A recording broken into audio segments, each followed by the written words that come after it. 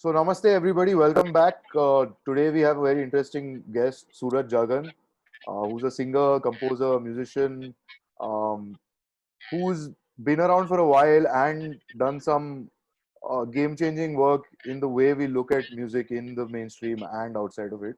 Welcome, Suraj. Thanks a lot for joining us. Thank you for having me. It's an absolute pleasure, man. So Yeah, thanks, man. I thought we could begin with just talking a little bit about the early days and you were part of the whole band scene back in the day and so on. So you could just talk about that, your personal journey and how the scene was back in the day. Yeah, the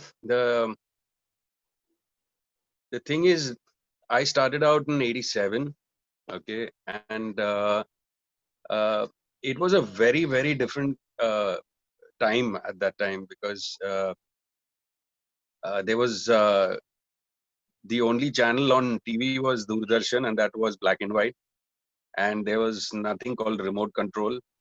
So it was almost like in the uh, I can't call it dark ages because it didn't seem dark as such, but it was compared to now, technology wise, it was like somewhere in the Stone Age kind of situation. But having said that, there were a lot of advantages. I mean, we had a lot of fun because of the lack of exposure in terms of uh, uh, like the audiences, like I'm talking about just the music part of it right now. The audiences were like kind of starved, like especially people who were listening to rock. uh, they were starved for live music, like live music in the sense even to watch something on TV. And um, I think color TV had come by then. I'm not really sure, but anyway, so we like the musician, the bunch of musician gang that was there that time in different bands, we got to if ever we got to see a live footage of something, it would be if someone got a VHS tape from America, and we'd get to see some Headbangers Ball, MTV Headbangers Ball, and things like that, or some live footage. And that was the extent to which we used to. And of course there were cassettes which we could go and get from Fort and stuff like that, where they sell it on the streets, all bootleg stuff. And that's how we learned the songs. I mean, there was no uh, lyrics that you could access. You had to hear the songs and figure out what they are saying. So the funny thing is, nowadays when I hear some of those songs and check out the lyrics, I realize, like, like how much of it I made up. Like, the audience didn't know, I didn't know, and it was like the audience also didn't care, I guess, at that time, because they just wanted to have fun. And so um, also the thing is, the shows that we did were all outdoor shows. The smallest venues that we played was Rang Bhavan in Bombay, and that had a capacity of, I think, less than 3,000, and around 2,000 something, I think it was the maximum capacity, and that was the minimum crowd we used to play to. And uh, like we used to go to places like Pune, which had we used to play in the BJ Medical Grounds, and like 20,000 people. We played in football stadiums, like completely packed. So that was the scene. I mean, it was very similar, I mean, to what we were seeing on the VHS tapes that we were getting, the kind of live shows that were happening over there. Maybe not on that scale, but at least, the crowd used to be there. And the drawback was that people really didn't want to hear original music. That was the only problem we had. And we were writing a lot of stuff, and people, you announce that you were playing an original, especially in places like Rang Bhavan. If you just say that you're playing an original, they would start their galis, and they would start throwing things. And before they even hear the song, it's okay. Like, if you heard the song, you don't like it, fine. But you just say, this is one of our own songs. The whole crowd goes mad. So um, we used to slip in originals, in those days. We used to without announcing it. We used to play originals, and the crowd is like, sometimes they like it and they're enjoying it, and then suddenly they figure out, hey, this is not a cover song, and then they start their thing. So it was like that. I mean, it was a lot of fun though, because we were there have been times where we were being flown down to outstation shows and put up in 5 stars and all, and that was a time when uh, there were no low cost airlines in those days. So the so it was that kind of a scene where there was a demand for live bands, and we rode that wave. I mean, I think bands before us like Rock Machine and all had to struggle a bit, but we took advantage of their struggle and rode that wave of it was something to do with at that time there was this thing about Bombay bands. People kind of uh, thought that we were special or something like that. We never thought about it like that, but we took advantage of that fact that people were thinking that we were something. So chalo demand stuff, like, so, and the other bands from the other cities couldn't figure out why were we being treated in a special way or whatever. So it was fun. So we played that whole rockstar giri, to the hilt. Man, so then after that, like by the time Dream Out Loud happened, I think that was in the 90s, no? Or was it in the 2000s? I think it was in the 2000s. That was like, by the time I'd already sung in quite a few bands. My first time that I actually sang with a band was this band called Aurora, which lasted for only one show, as far as I can remember. Yeah, that was just one show. The second show, we were there at the venue, and two of the musicians decided to leave before the show even started, and I was all excited to go on stage, and there was no band. So that was my first disappointment at the starting of, into the world of disappointments. So uh, yeah, so that band, I've told this story many times, but I'll tell you again. How it started was, I never had any plans to start singing, or I didn't know where I was going at that point. I was in college and soon to get out of college, and I was learning to play the guitar from this friend who was a guitar player, like a proper session player he was. So me and a friend of mine, both of us were learning from him. And one day we were sitting outside a church, opposite a church, and basically they look at all the chicks passing by, uh, and we, meaning like with his whole band was there. He had a band, and his whole band, we were all sitting there, and I was also there. And I happened to like this girl, so I just sang something to her. And one of the guys from the band said, like, "Hey man, this guy can sing. Why don't we get him to do backups for us?" So because I was in such a good mood, I said, "Yeah, yeah, yeah, anything." I'll come. So, and I had never sung in front of people, like not even at home. Like I was very shy, and I like a complete introvert. So I couldn't. If five people were in a room, like I would be the quietest one over there. So singing was out of the question. Standing up and singing in front of people. Never gone on stage, whether in school or college or anywhere else. So they called me, and I said, like, yeah, fine. And they called me to the practice pad. Next day I land up over there, and uh, and I'd never sung on a mic also before that. So the first time I actually sang on a mic was with this rock band, and the musicians were like really professional musicians. They're really good, and they just started playing. And as soon as I started singing, it just blew my mind. I mean, for me, it was it. The feeling that I got was something that I'd never felt before. And I just decided there and then, this is what I'm going to do for the rest of my life. So, and I didn't tell this thing that I made such a decision for more than 10 years. I didn't tell anyone that I had. But for me, it was that was it. I didn't know where I was going with the whole thing, and that's why I'm saying the second show. I mean, and the first show, first time I was on stage was at a rock show. So my first performance ever on stage was straight in front of like a crowd, and by the time the show came up, I became the lead singer of the band. So, I mean, there were two lead singers. The other guy was also there, but I didn't do any backups because they started telling me to get songs. They liked my singing, so they wanted me to get more songs, and finally I ended up singing quite a few songs, which made me like the lead singer of the band. So that's how it started, um, and then then the second show didn't happen, and after that I said like, man, I've got to get a band of my own. So I got a bunch of musicians together, and uh, that band was a band we had formed because there was a competition uh, in the area that we were staying in, and Nandu Bende, I don't know whether you know Nandu Of Bende. course, yeah.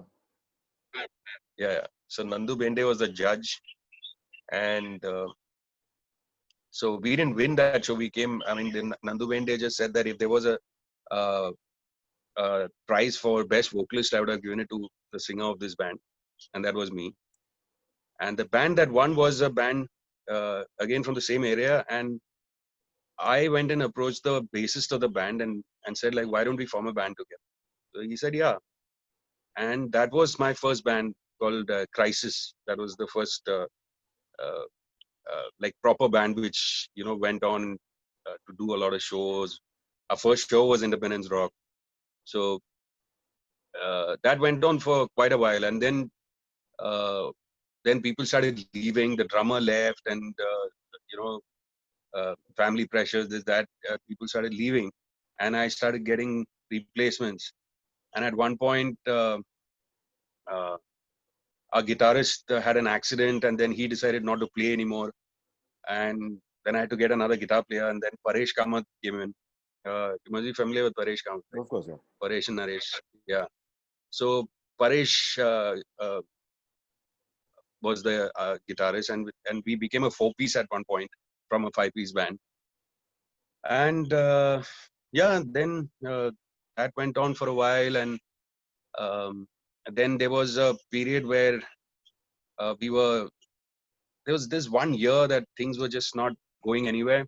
We were writing a lot of stuff, but for some reason Rang Bhavan was shut down, and then in Bangalore there was some kind of a ban on rock shows for some time. It all happened in that year, and also I was missing uh, my wife who was based in Hong Kong, and she was my girlfriend at that time, and I was missing her like mad. So nothing was going anywhere, and I said like, man, I think I'll just take a break, go to Hong Kong. At least I'll be with her for some time. So I went off to Hong Kong, and then when as I was before even reaching there, I started thinking maybe music is not meant for me. It was one of those that phase that you go through where when things are just not going anywhere. So you start thinking maybe this was not the right choice and things like that. So I said, let me go to Hong Kong and see what I can do over there. But the problem was I was not qualified to do anything. I was not, I didn't have any qualifications to do anything actually. So to get a job, what job do I do? I mean, so I just went on into to the studios over there, the recording studios, to get some job. Never got any job, and in fact, there were people who were wondering like, what the hell is this guy? Like, why is he coming here? So um, so I did that for a while, trying to get some job, and then Mark Menezes was also in Hong Kong, based in Hong Kong. Mark Menezes is the original drummer of Indiscreet when it was Rock Machine. Yeah. So he was also based in Hong Kong, and then I met up with him, and he was already playing in a band over there. But they were all Scottish guys. The rest of them, he was the only Indian. So uh, so one day when we were talking, he said like, whenever we've done a Beatles song, it has not only gone down well with the whites, but also the Chinese. Beatles goes down really well, and in their whole repertoire, they had about 1 or 2 Beatles songs that they used to do. The rest of it were like, I don't know whether I could make out whether they were covers or originals, but because I didn't know those songs, what the songs that they used to do. So I said, man, if that's the case, then why don't we form a band and do a whole lot of Beatles covers, and we'll do it our way, you know. So he said, like, yeah, man. He was like, okay, you try and get a band together, like, because Hong Kong is not a place like, it's not like, you know, America or England, or, you know, where you can find a lot of musicians. There you'll find these guys in the metro, in the underground, and these white guys will be, you know, with their guitar cases open and playing really badly and singing really badly. You know, more like, most of them were like that. So one day we passed one white guy who had this guitar case open and he's playing, and as usual we just passed him by thinking like, man, you know, this is another white guy just. But then he suddenly, we heard him play and it seemed to be good. So we went back, me and my bassist, we went back and asked him to play some songs. You know any Beatles? He said, yeah. Chalo, play this, play that.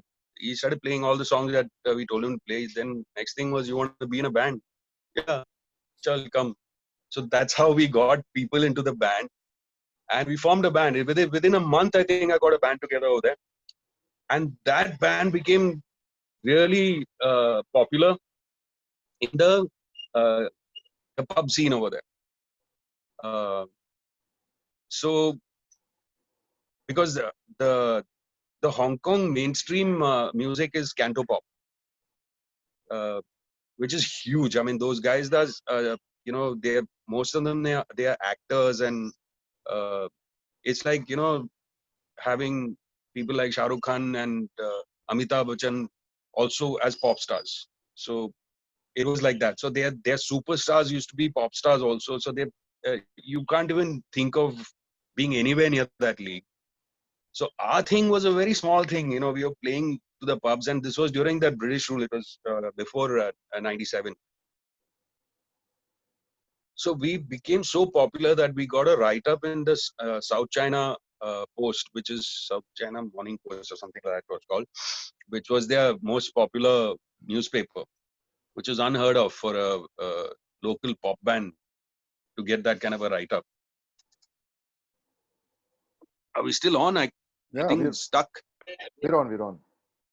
Just Mm-hmm. video got off for a while, but yeah, I can hear you. So yeah, so that went on for, I think I did it for 2 years, and it was quite a learning experience, and we had a blast also doing it.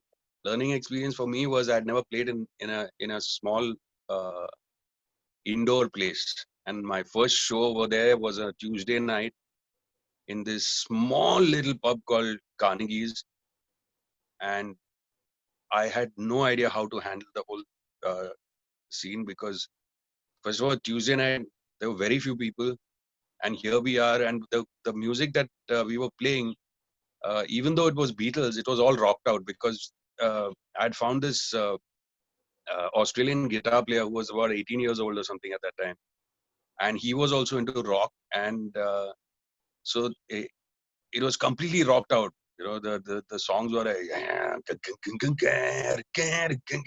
know, all the even though uh, the Beatles songs were, you know, like nice, and we rocked out everything. So yeah, I mean that, but then later on I started learning how to handle that crowd, and then we started packing places. Everywhere we went was packed, and but I left over there because I was not getting to write songs, and the guys in the band were not interested in writing songs. So there were times when, you know, I'd meet a bartender and or a waiter, and he'd say like, man, I play guitar. I'll tell him, come home, let's write some songs. So randomly, I used to get people home, try to write songs, and but nothing really clicked with anyone. And that's when I decided to write on my own with the limited chords that I knew. I always like to write with a guitar player rather than like, you know, doing it on my own. I like to do the singing and come up with the words and melodies and things like that, and let the guitar player do his thing. Also because I don't know that many chords, and some of the chords I play, I don't know what they are. So I just play with whatever sounds right. I play and I make song. So yeah, so that started from there, and then I left Hong Kong because I was getting frustrated, not being able to write songs.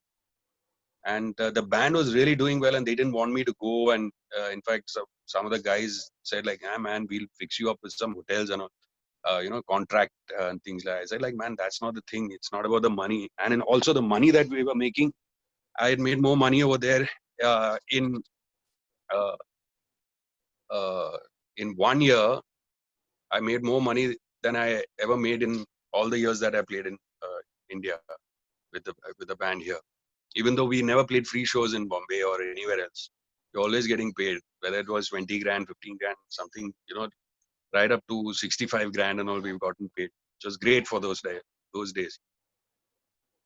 So then I came back, and I straight away went. I didn't go home. I straight away went to Paresh's house, and from the airport, I went straight to Paresh's house and stayed there for, I don't know how long I stayed there for. I think a couple of months I was there, and I just wanted to write songs because we had written a lot of. Your audio's gone off.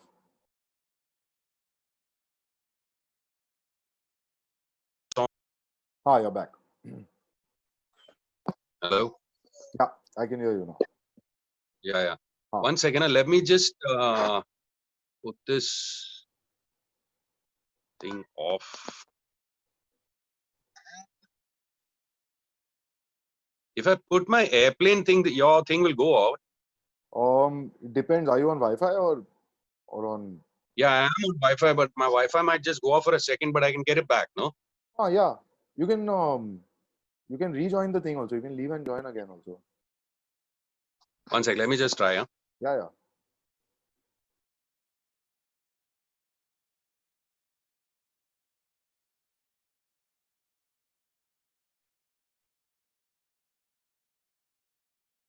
One second.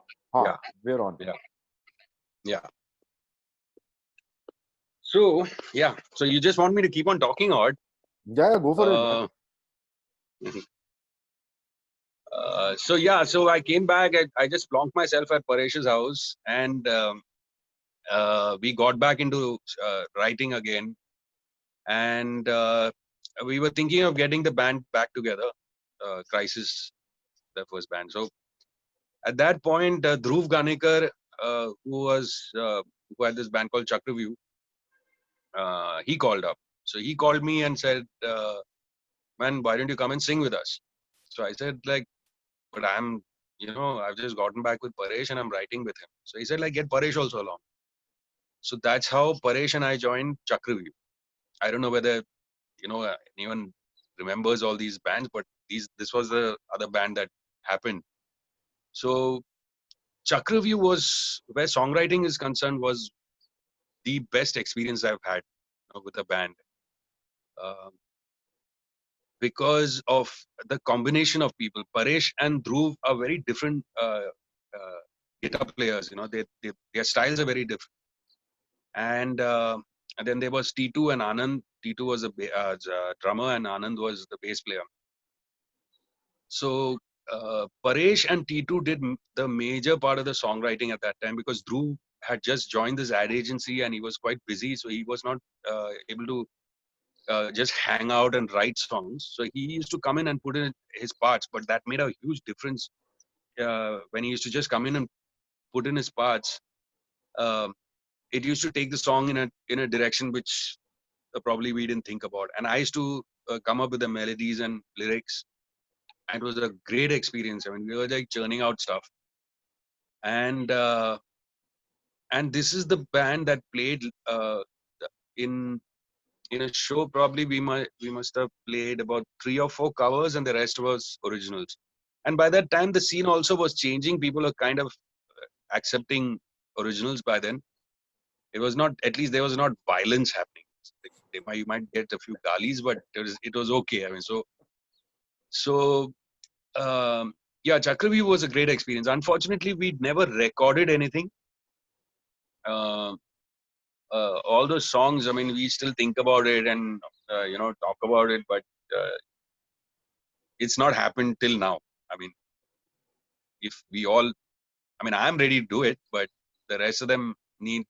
They've all gone different directions and they're all doing their own thing. So I don't know whether. But yeah, but now since this lockdown is happening, maybe it'll happen. I don't know. So yeah, and Chakravyuh, and then that went on for a while, and I don't know why. I still don't know why the band just split up. At some point, it just fizzled out. Everyone went their own way, and then I was one guy who was left with no band. The rest of them were playing. Yeah, Paresh and Naresh had joined Divya, this jazz rock band, and they went on tour in Thailand and all those places. And Dhruv always had his own studio, so he had his own thing happening. And Anand was he started editing for Farhan Akhtar, and so everyone went their own way, and I was left with no band. So I think this was the time when this band called Spirals approached me. So I was ready to sing with anybody at that time, and so I joined. But I had seen these guys on MTV live, something live of theirs on MTV, and probably after 2 or 3 days, I met them at a Pentagram gig, and they came. The bassist and the guitar player came and asked me whether I would sing for them. I said yeah, and so I joined that band, and that band was a band that only wanted to do originals. They didn't want to do any covers, which was like a dream come true for me. Because for me, that's all I wanted to do. I always wanted to write and play my songs. So that went on for a while. We played a lot of shows. I mean, at least in Bombay, we did a lot of shows, and few like in places like Calcutta and I think Delhi. I can't remember a few shows, but mostly in Bombay we played. And again, I think I left that band. I'm not sure. Anyway, that band was done. So what I'm trying to tell you is, before Dream Out Loud happened, a lot of these things happened, and uh, and during this time, I had never really wanted to get into the whole studio scene. Even though I I used to be approached by advertising guys even at rock shows and things like that, and I could have gotten into it way back.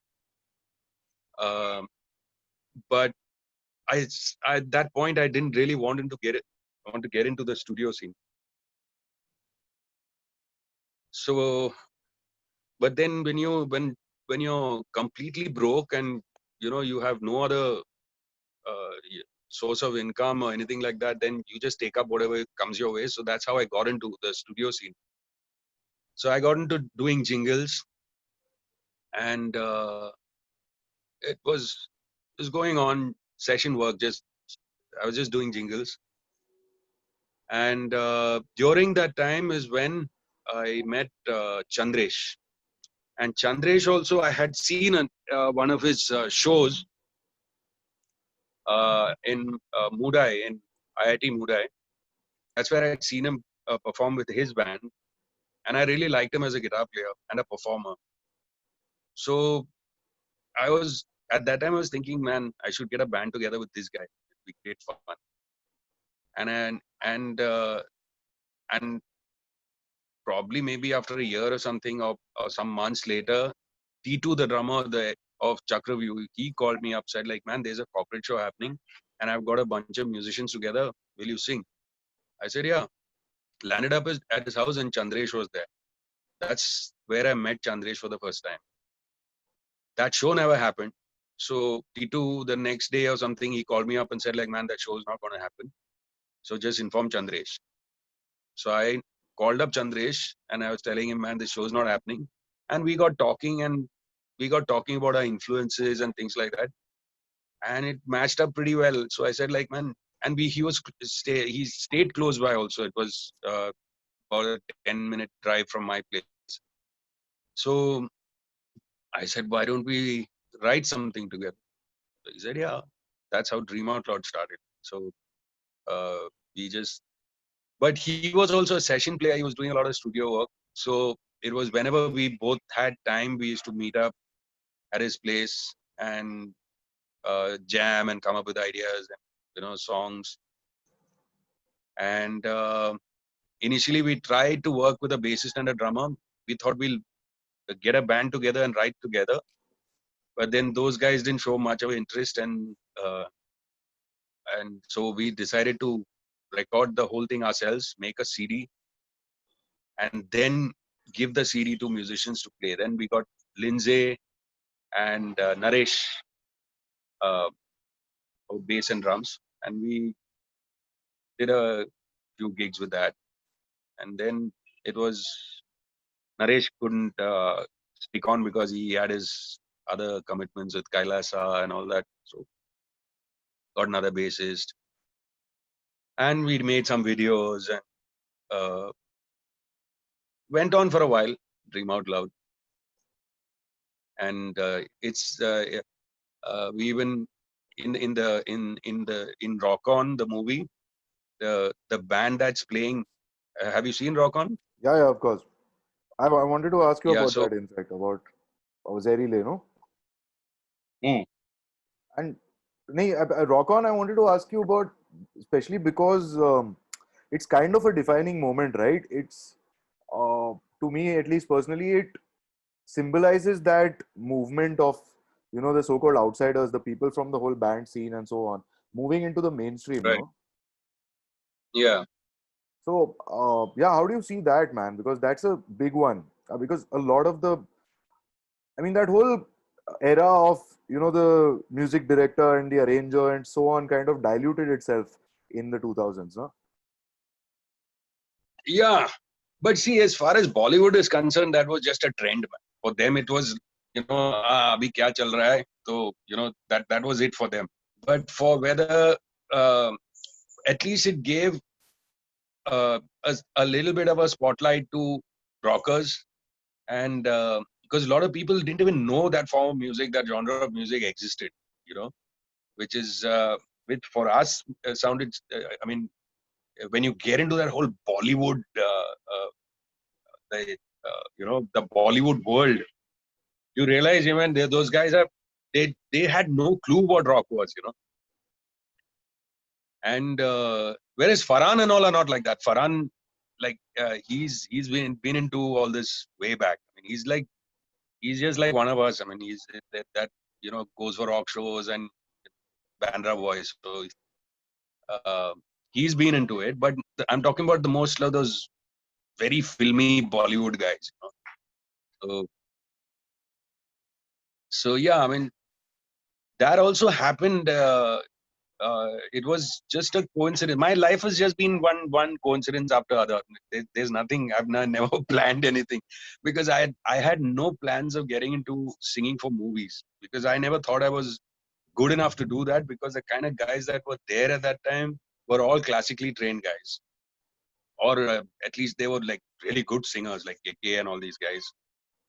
And my singing was limited to I could sing rock songs, but I couldn't do all that, harkats and all those kind of things. I was not trained at all, and so I never thought I had a place in film music.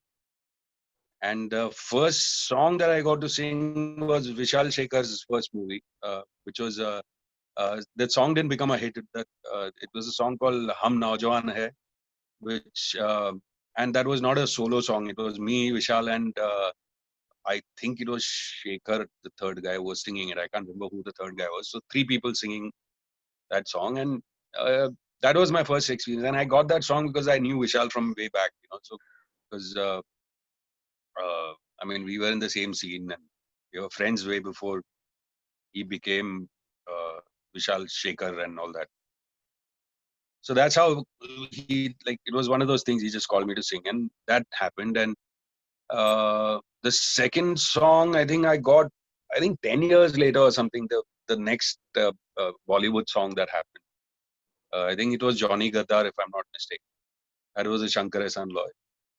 So I never really chased that whole thing. I never really went to producers and tried to get work, and I was not bothered about it. I never used to even uh, follow what I've done. You know, like once I've finished recording, by the time I've gotten home, my wife asked me like, "Okay, what did you do today?"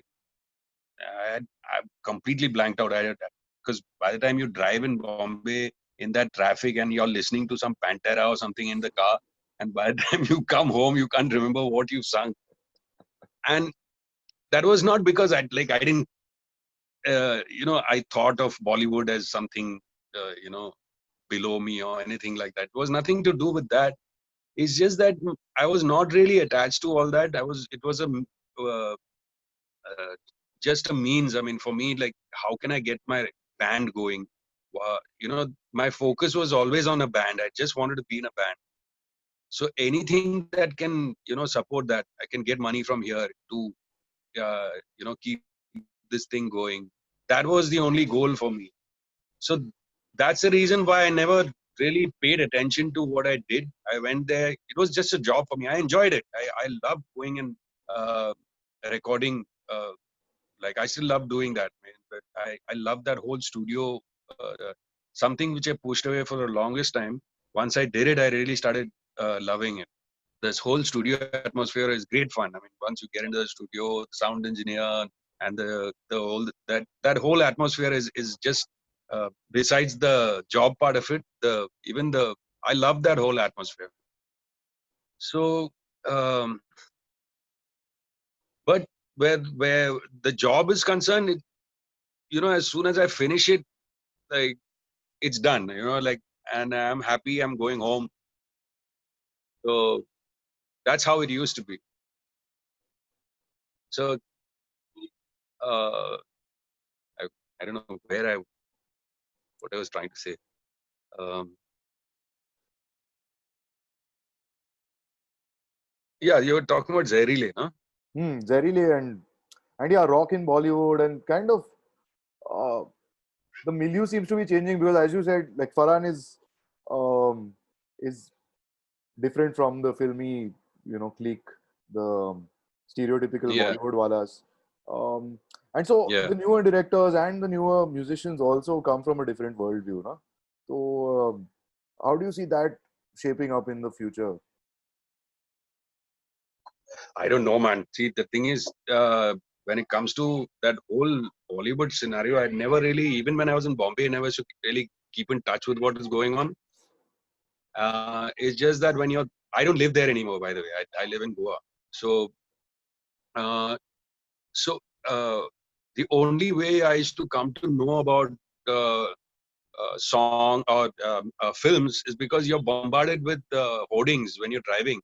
So when you're stuck in a traffic jam, you start reading who's the music director, what movie is this, and you see the actor's face, and so you know that I never really got into finding out what scene is, where do I fit in, because I was not bothered. I really didn't.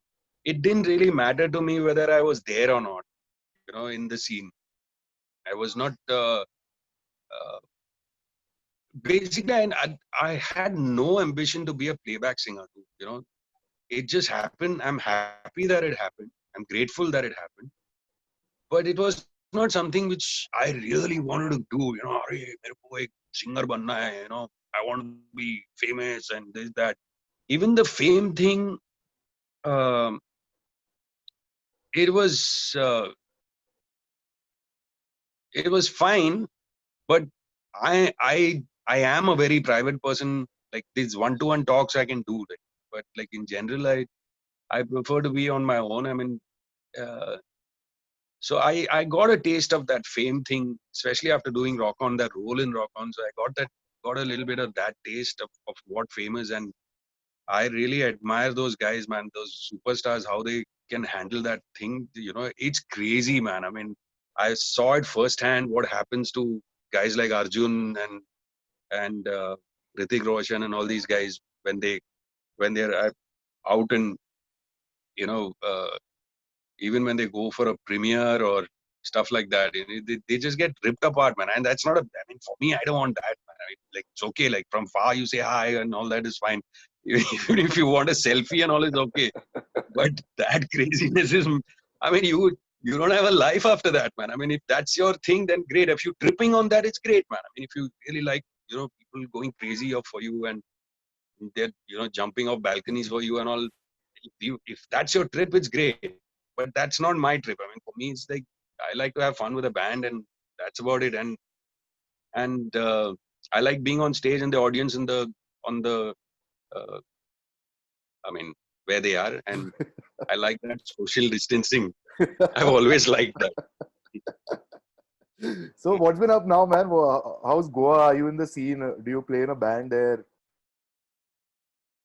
No, I never really got into any band over here.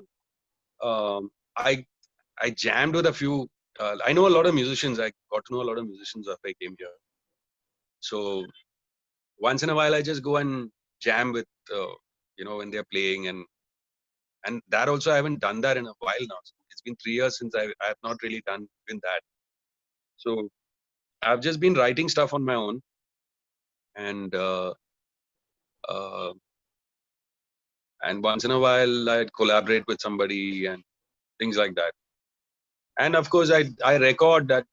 There's a nice studio over here where I go and record if somebody wants me to sing something for them. I go and record over there.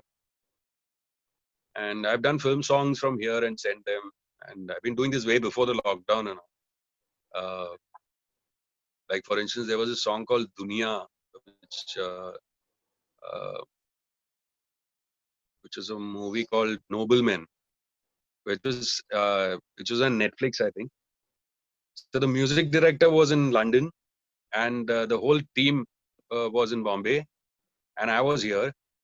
The lyricist also was in Bombay. None of us met. We did the entire thing, on the phone, record the whole thing, and got approved. Film got released, and just I think before they released it on Netflix, they wanted to do a promo video, so they called me for that, and I went and did on video in Bombay. And that's about it. That's when I met the music company people, Saregama. I don't think I've met anyone from the film team for that. So things like that have happened, and regional films and things like that, Gujarati and all that I've done from here. It's Damn neat, man. Yeah, it must be better off now being in Goa, more peaceful, man. Bombay's become like a fish market. Pardon? Must be really peaceful in Goa, na? Bombay though has become like a fish market. It's become ridiculous. Yeah, man. That was not a place. I was kind of thrown in Bombay when I was 11 years old, so I was not out of choice that I went to that place. And I'm not a city guy at all, man. For me, I like to be surrounded by trees, and wait, I'll show you where I am. You can see. No, I don't think you can see it. No, it's too bright. It's very bright. Yeah, I'm sitting outside right now. Damn neat, yeah. Yeah. Yeah, that's the dream, man. You're stuck like a pigeon in these pigeonholes. Yeah, man. So the thing is that, like, I've ever since the first time I came to Goa, like, I've been thinking, man, I wish I could stay over here. But when you're like that hand to mouth guy, so it's difficult, man, to even. It was just a dream. But the moment I made some money, I said, man, chalo, put everything in the car and literally packed off everything with the movers and got out of Bombay and never looked back. After that, I've been here. So, yeah, I mean, the thing is, one thread that goes through the whole thing is that I've never really planned anything in life. And I don't really think about consequences. I just do it, like, and see what happens. So far, it's been great. I love this place. Man, so on that note, before we wrap up, would you like to just share some of your influences, some of your favorite albums, so that people can listen also? Mm, influences. It's a coincidence that I'm wearing a Led Zeppelin t-shirt today. I never really thought about it. Led Zepp has been a big influence in our songwriting, especially when I was writing with Paresh. Uh, there was what we used to do is we used to put a cassette of Led Zepp and hear the whole album, and then uh, put a blank cassette, press record, and we used to jam. And none of the songs used to sound anywhere anything like Led Zeppelin, but that's one band which has a way of influencing you to come up with your own original style. I don't know how that happens. It's like almost magic every time. It doesn't happen with most of the other bands. If I listen to Aerosmith, for instance, I'll start writing songs like them. I'll start coming up with vocal lines like Steven Tyler. And but with Led Zeppelin, every time we heard the band and we started writing, we'll come up with something completely new, even though it is influenced by them. So they were a big influence on like the songwriting with Paresh, at least. And they still would be. If I get somebody like that to write with, I would love to do that whole exercise again. Listening to Led Zeppelin. I don't know whether it'll still happen, but I'd love to try that out. And so, yeah, I mean, earlier influences. When I was a kid, I was influenced by people like Elton John and Bee Gees and uh, who else was there? Freddie Mercury came in a little later. It was also because there were two of my uncles were in London, so they used to get these not blank, these recorded cassettes. I think it was radio recordings or something. So that's how I started listening to a lot of English music. So I didn't know whether they were British or American. I couldn't really make out their accents or anything. But I really got into that, and Elton John especially was a great influence. In fact, the first song that I actually sang was an Elton John song on my own, because there was a cassette. They once they bought an original cassette with lyrics in it, and I had never seen anything with lyrics. So uh, that was the first time I started singing when I was in school on my own with the Elton John song. So Elton John was a big influence, and then later on, many bands, man. I mean, Faith No More is one of my favorite bands. Then there is uh,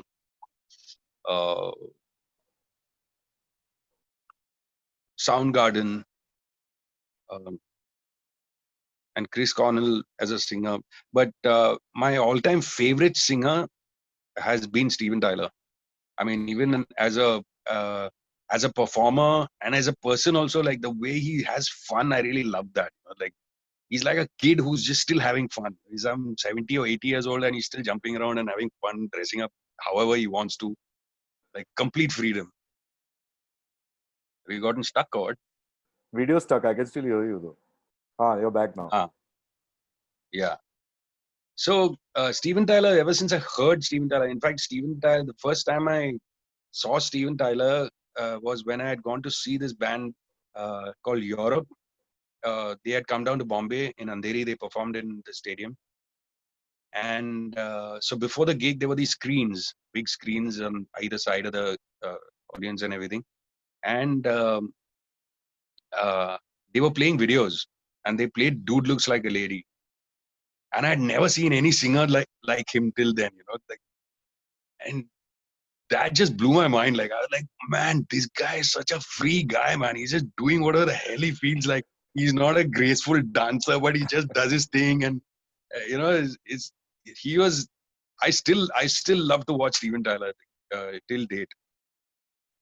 But other than that, there are lot of influences, man. I mean, like through the years, Alice in Chains. There was a time when I was into all that. Bjork. I don't know whether she's really influenced my music as such, but I just really like listening to Bjork. I wish I can write like her, but she's like a genius, man. She's like she knows what she's doing, even though she looks completely whacked out. Um, yeah, Devin Townsend for a while when he was with Steve Vai. that album I really like. Sex and Religion with Devin Townsend. There's a lot, man. I can go on and on like for an hour with the influences and likes and all. Yeah.